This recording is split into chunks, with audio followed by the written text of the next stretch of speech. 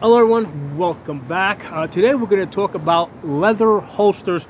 A discussion recently came up. People were basically asking about leather holsters and if it was a good option for their gun. Okay, so most people today are buying and carrying striker fired guns, okay, not double action only guns or double action single action guns, but striker fired guns, basically Glock like guns, right? So you put around the chamber, okay, and usually there's a little bit of take up and a fairly light trigger press, usually somewhere about 3.5 or 4 pounds.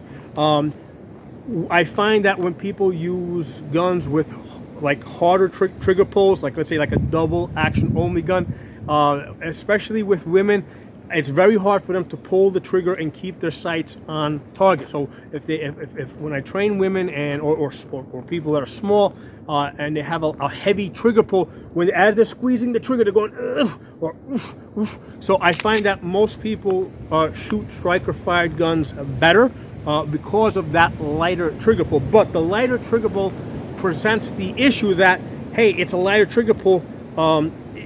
Perhaps you might accidentally squeeze this. Okay, now a lot of times people say, well, how about if we just have a safety on the gun?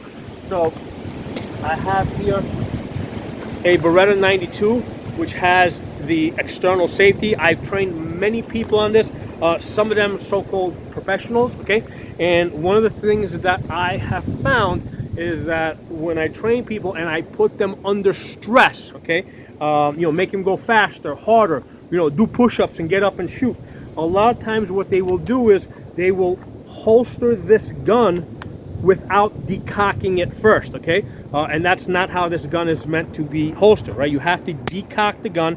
Hammer has to be down as you reholster the gun, okay? So that's one of the issues that I have with safeties on guns. They're usually off when you want them on or on when you want them off. Another common thing I usually see is when people go to shoot this, they go to shoot and they got a dead trigger. They got a dead trigger because their safety was on. So this is something that I have seen repetitively over the years. So that's why I normally recommend striker fired guns, something like this Glock design over here, right? Put around the chamber. There's no safeties on this. Basically, you put your sights on target, put your finger on the trigger, and press it, okay? Now, with this type of a gun, the holster is the safety mechanism, right? That's what protects the trigger guard, right? So like on this gun that I'm carrying right here, okay? So there's no external safeties on this gun. The holster serves the purpose of retaining the gun, and it protects the trigger guard so that the gun cannot be fired. When I go home at night, I do not unload this gun. I do not remove it from the holster because I would be defeating the safety mechanism. The whole thing comes off my belt and I put it into the safe like that. Next morning, the whole thing goes back on my belt like that. If I need to use the bathroom, one of the great things about this style of a holster is that it's small enough to fit into my pocket so I can go use the bathroom, okay? And then when I'm done, I can put this back on my belt. You never want to rest the gun on the surface while you use the bathroom or do anything else, because sooner or later you will forget it. You may not do it the first 100 times, but you will eventually do it. You might do it 1,000,001 times. So one of the questions that sometimes comes up is, how about a leather holster for a striker fired gun? Well, one of the issues that I have found, okay, is that leather over time collapses. Okay, so if you look at this holster over here, if you see that rivet over there, well, that rivet is something that I put there because this flap was originally intended to be straight up, so that and it was basically designed specifically for this Beretta 92. That flap was intended to come up all the way to here. The reason why I riveted it down is because and this is, if you look at this thing is still in fairly new condition, but with just a minimal number of uses, that leather started collapsing in towards in the direction of the gun. Now, and remember, the different leather holsters have different cuts. With this style of a cut that I had, the problem that I was having is as the flap folded over this way, I would go to reholster the gun, and basically I couldn't get it into the holster because it was covered by that flap. So I ended up riveting it down so that it would stay out of the way while I reholster. Now, if you look at this holster over here, if you notice that it's got like some fancy cuts and stuff. So this is an expensive holster. Okay, this is like a $75 holster. This is not a cheap holster. You know, it's got like this paddle thing over here where you can adjust it at different angles. So you know, it's got some stitching over here. Okay, so this is an expensive holster, but even when this thing is still brand new, the leather started collapsing. Okay, so with different cuts, I have seen that sometimes the real risk is that the leather will start collapsing into the trigger guard, so that when you go to reholster it, okay, the leather collapses in, so as you press it in, it hits the trigger and the gun goes bang and you shoot yourself in the foot. Now, with the modification that I was able to make on this one, what I have done is, because I folded it down and put the rivet there, I've actually thickened it up here. So because it's now thicker, there's like zero chance that this thing is going to collapse in towards the trigger. Okay, so this modification worked on this style of here. Now I've seen other holsters where that's not possible. One of the things I have seen on some with some leather holsters that are specifically made for striker fired guns is sometimes they'll just double up on the leather. They'll make it like super thick. Okay, so again, now you're adding more weight, especially if you're going to be carrying inside the waistband. Okay, it really, now you got, you know, a lot of thick leather between your pants and your body, so that becomes extremely uncomfortable. So again, I'm just giving you guys to think about.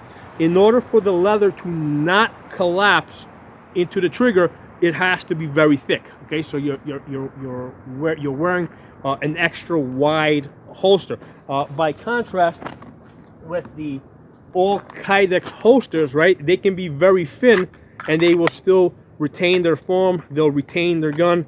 They will protect the trigger guard. Okay? So that's one of the things that you got to consider with leather holsters.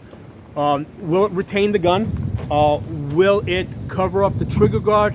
Will it not collapse into the trigger guard over time? Now, especially if you're going to be carrying it inside the waistband, okay, you're going to be sweating into that. Okay, so remember, and this is sweat that is going to build up over a year, 2 years, 3 years. So leather and sweat, the two, you know, over time that leather starts drying, starts cracking. Here's a hybrid holster that I have that is fairly new. I've barely used it, and you can see how the leather is like starting to, you know, lose its shape. You know, it's you know, this is not the way I bought it. You know, over time, just by sitting there, not even being used, it has started losing its shape a little bit. Now this one over here, okay, it has not, right? But if you'll notice, they've doubled this up. Okay, so in order to avoid the problem of the leather losing its shape, they had to make it extra thick. Okay, so over here I have basically two hybrid holsters, and the hybrid meaning that let's start with this one. Start with the cheaper one. So there's basically leather on one side and the plastic is on the other side. And this one over here, this area over here, that's what does the retention, right? You know, that's what, when you basically when you put it into the holster, that's what grabs onto this area here, and this is where the retention is. So these holsters, right, this one over here was designed for a Glock. Okay, so when I put it, okay, that's what I bought this for. I bought this for a Glock, and when I put it in there, you can see it doesn't do a very good job of retaining it. And part of the reason why it's not doing such a good job of retaining it is because this groove over here that comes in and pinches the trigger guard, well, it's only on one side. It's only on the plastic side. It's not on the leather side, okay? It's not on the leather side, and that's why with the Glock that this thing was designed for, it's not holding it very well. Now, if I use a Polymer 80, because the Polymer 80 has a thicker trigger guard, because it's thicker than the gun that it was originally designed for, yeah, this works really good now. Okay, so now it's holding. So basically, I had to go up to a slightly thicker trigger guard in order to get the retention that this is supposed to get. Okay, So I found, so there's one, and here's another one. This one over here I bought for my Shield 9. Again, normally I carry this in the Kydex holster over here. And what I found is that when I put it in the hybrid, again, the hybrid basically just clips it onto one side over here, not on the leather side. It's not as loose as the other one, but here's the thing with this. I have found that at different times of the year, this leather, this does different things. Like right now, we're still in, we're in March now. It seems to be holding it better. The last time I used this, which was in the summertime, it seemed to be slipping, okay? It seemed to be falling out a lot easier. So that's another thing with the leather. During different times of year, during different weather conditions, leather might do different things, okay? So something for you guys to keep in mind with that. Over here, I don't know if I mentioned this already. This one over here I bought for the Beretta. You can see how this collapsed over here. Originally when I bought this was straight, so it came all the way up here, and then quickly the thinner lever started folding down. My solution was to put a rivet here and just keep this permanently folded down so that it does not, so that basically this flap couldn't fall in and interfere with my reholstering, because what it was doing is it was folding in, and then when I would try to holster the gun, it basically it wouldn't go in the hole, it would go outside of it. So this fixed the problem. And again, this was a $75 holster. This was not a cheap holster. I find that leather holsters, if you have to have a leather holster, you probably want to have one that has an external safety, like a SIG or Beretta. Now, I'm not a big fan of safeties, external safeties on guns, and the reason is because I find that when I train people under stress, they always forget to put the safeties on, or they forget to take the safeties off. And you might say, "Hey, I never forget to to do that." Well, I don't know how I don't know how much stress you have trained under. So there's plenty of times when I've seen people where they basically reholster the gun like this, and I see this sitting in their holster. So this is a Beretta 92. It's not meant to be reholstered while it's cocked. You have to basically decock the gun while in order to safely reholster it. The other thing that I commonly find when I see guns with external safeties is a lot of times people will holster it with the safety on like this, and then when they go to shoot, they basically got a dead trigger, right? Because the Beretta 92, basically you have to, basically the safety has to be off in order for the gun to work. Now, there are certain techniques that I teach in order to help people with that. Among them, for example, with the Beretta 92, I teach people to shoot with this thumb up like this, right?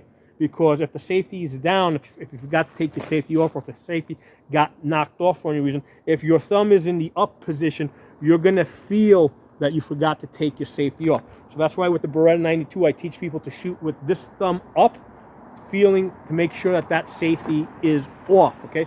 And generally with the Beretta 92, I teach people to reholster this with the safety off, because the safety mechanism for this is that first shot is a long, hard pull, okay? So I feel that is a significant safety. You don't need the additional safety of having to, put the manual safety on, okay? So just because the gun has an external safety on it doesn't mean that you have to use it if there's other things in place. For example, like if you're able to reholster it with the hammer down, if there's a firing pin block, so that's all gun specific. You gotta understand how the gun works. So the Glock designs basically have 3 internal safeties. Basically, it has the trigger safety over here. The firing pin has to be moved into the rear position. Basically, the trigger must be pressed in order to build up tension in order to release the firing pin. It's kind of like a bow and arrow. You got to pull back to build up that potential energy so that you can release it. Okay, so that's how the striker fire works. And also there's the hammer. The firing pin block, where the firing pin block has to be pushed up and out of the way in order for the firing pin to pass through. Okay, so the Glock style guns have 3 internal safeties, and then there's the 4th external safety, which is the holster. The holster, okay, is the safety mechanism. Okay? This is what protects the trigger guards, retains the gun, okay, prevents this from firing. Okay. So there's one more thing I wanted to mention. I wanted to talk about old style holsters, right? So if you look at this holster over here for this revolver, this is an 1858 Colt. Okay, you'll notice that the trigger guard is exposed. Okay, now the reason why this was done this way is, first of all, this is a single action only gun. So even though this gun is loaded, right, you can see that if it's a cap and ball revolver, you can see the caps there. I can squeeze this trigger all day, okay, and this thing's not going to fire unless I first pull back the hammer to build up that potential energy, so the hammer can then fall down on the caps and ignite the gun. So important thing to understand with the design of this holster is that this was meant to be used offensively on cavalry, right? So this was used by military. So this is not a defensive gun. This is an offensive gun. These guns here are defensive, right? The rifle is always your primary gun. Okay, this is your backup gun. Okay, or if you're in a situation where you can't be carrying a rifle, the purpose of this is to get you to your rifle. Okay, so the rifle is always the primary, the pistol is the backup. With these type of revolvers, these were offensive. Cavalry used these to actually charge into battle, so this was their primary weapon. So you're on the horse. Okay, so when you go to draw this, right, remember the horse is bouncing around. You're using one hand to control the horse. So when you put your finger, when you go to grab the gun, your finger immediately goes into the trigger guard, okay? Because that's what prevents this from falling out of your hand. Now, you had a lanyard on this maybe, but you had to get your finger, remember, so the trigger guards on these revolvers were intentionally made small, right? It's a small trigger guard, and typically you had gloves on too, so it was a really tight fit, and it was for that purpose, so that when you put your finger in there to draw this out of the holster as you were riding, you would not drop the gun, okay? And then you would hold this in the up position and cock. The reason why you got into the habit of cocking in the up position is you wanted to make sure that these caps, as they were used up, would fall out, okay? So that's why, you would cock, shoot the gun. I'm not going to do it now because that's I don't want to be shooting in that direction right now. So basically, or clean this gun for that matter. This gun, if I shoot, I mean, it's safe for me to shoot in that direction, but if I shoot this gun, with black powder guns, I gotta spend some time cleaning it, and I don't feel like doing that today. So with this, we're keeping our finger in the trigger guard so that the gun doesn't fall out of our hands as the horse is bouncing around. I'm gonna cock back, right, shoot, then come back, cock back. I'm cocking back in this upward positions so these caps will fall out of the gun, okay, instead of fall into the gears and jam up the gun, okay? So the reason why I'm pointing this out is when you look at old style guns, right, older guns, older holsters, you understand the difference in the design and the difference in the way that these holsters were designed, because the guns were used differently, okay? That's why these two match up, right? These two work together, whereas let's say these two match up, okay? For this gun, okay, here the only purpose of the holster is to carry the gun, okay? Here, the purpose of this holster is to, aside from retaining the gun, okay, is also to protect the trigger guard. That's not a function with that other holster. So, some interesting information I wanted to put out there for you guys. Hope you guys enjoyed the video. Drop some comments. I'll talk to y'all soon.